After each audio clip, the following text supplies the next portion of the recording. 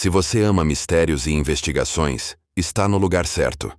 Inscreva-se no canal e ative o sininho para não perder nenhum caso. Susan Powell nasceu em 16 de outubro de 1981, em Puyallup, Washington.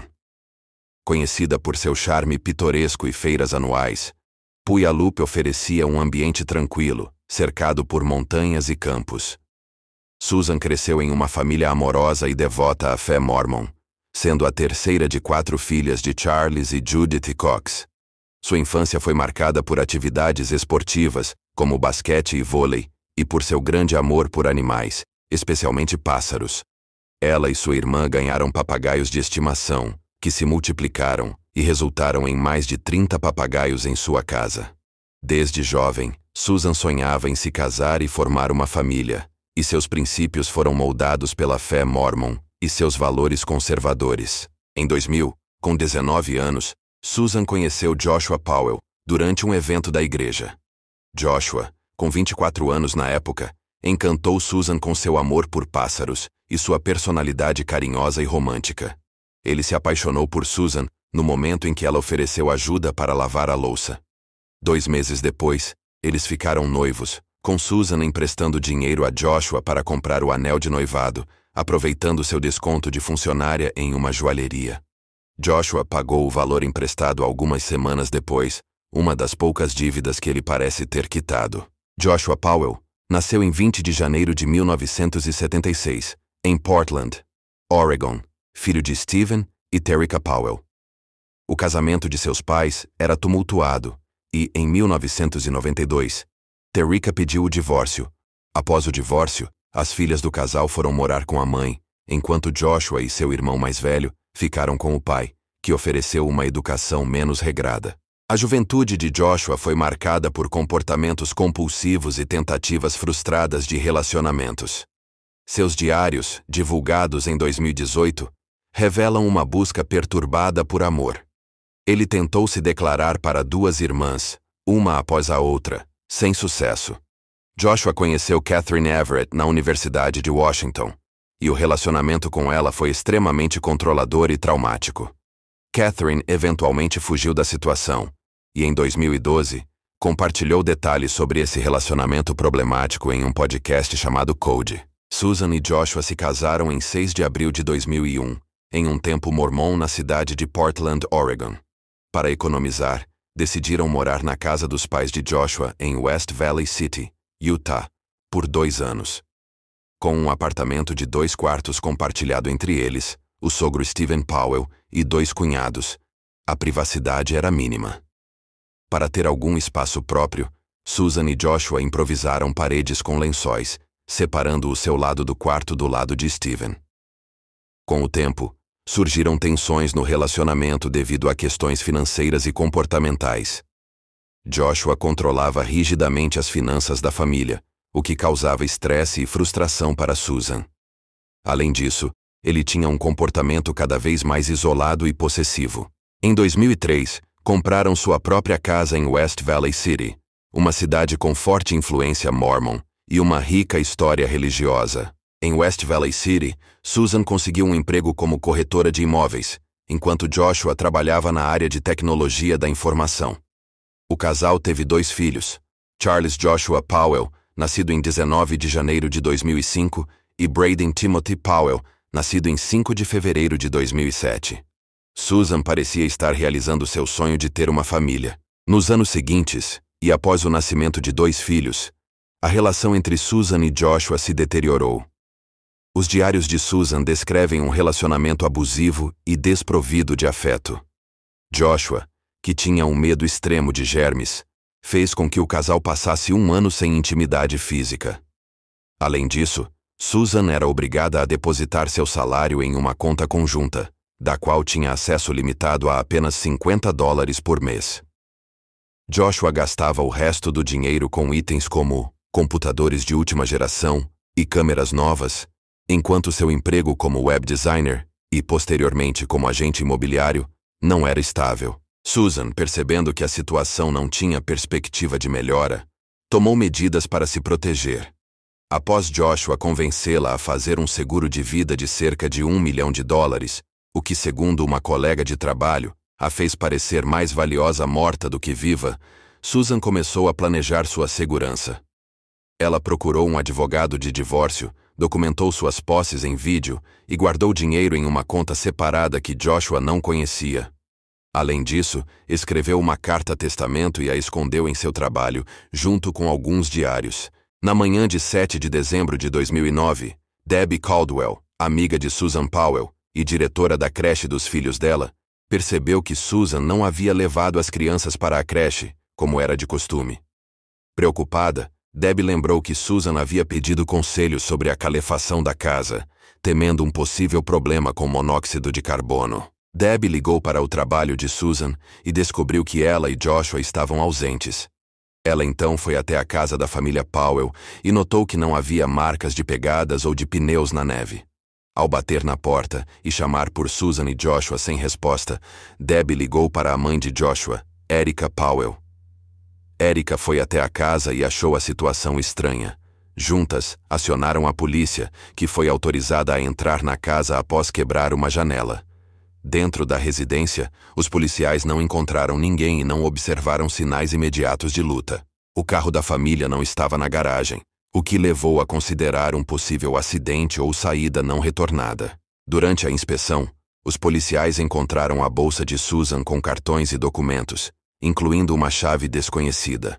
2 ventiladores estavam ligados, direcionados para uma área do carpete molhada e recentemente lavada, que estava aos pés de um sofá também limpo. As botas de neve de Susan estavam na casa, o que era incomum dado o clima frio e a neve. Às 19 horas do mesmo dia, Joshua voltou para casa com os filhos e o carro da família.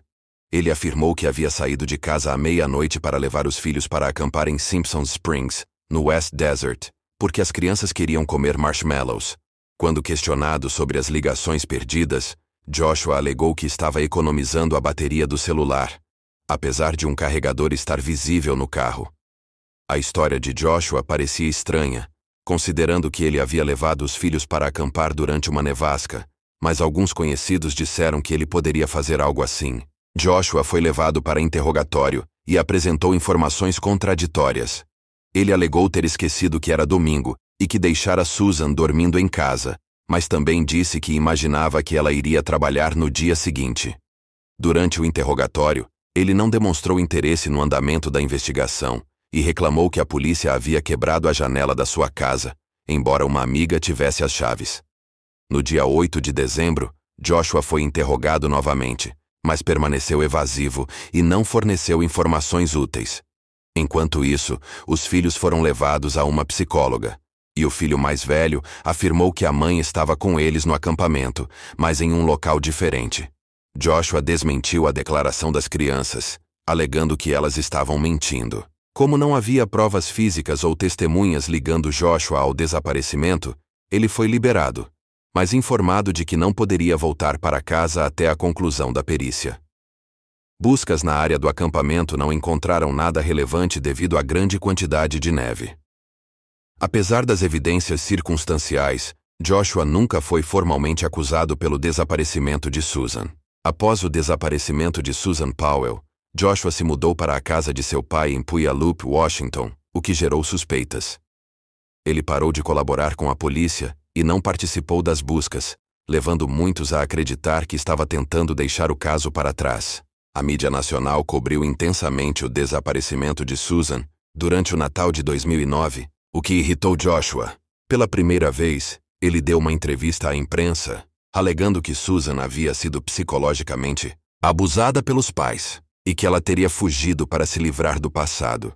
Joshua e seu pai Stephen também criaram um site, susanpaul.org, onde postaram teorias, incluindo a alegação de que Susan havia fugido com Steven Kutcher, um jornalista desaparecido. A polícia investigou, mas não encontrou ligação entre Susan e Kutcher, descartando a teoria.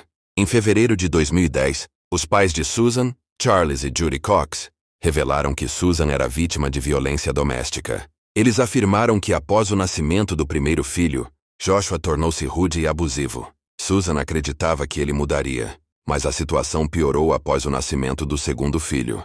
Joshua controlava o dinheiro da família, limitando o que Susan podia gastar e fazendo compras extravagantes para si mesmo, enquanto Susan e os filhos passavam necessidades. Susan, por exemplo, foi forçada a tricotar roupas para os filhos para economizar, já que Joshua se recusava a comprar itens essenciais. Além disso, Susan passava o ano todo juntando moedas para comprar um presente de Natal para os filhos, já que Joshua negava até mesmo essa pequena indulgência. Joshua também tinha um passado traumático, o que adiciona uma camada de complexidade ao caso.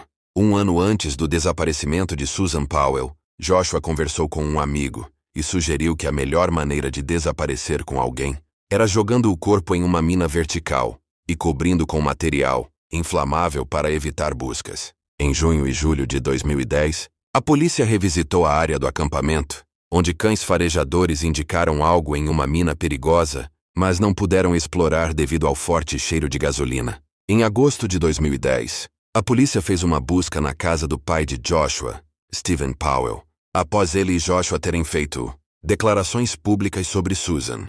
Encontraram um diário de Stephen, expressando obsessão por Susan, e muitos itens pessoais dela, como roupas íntimas e produtos de higiene, organizados de forma perturbadora.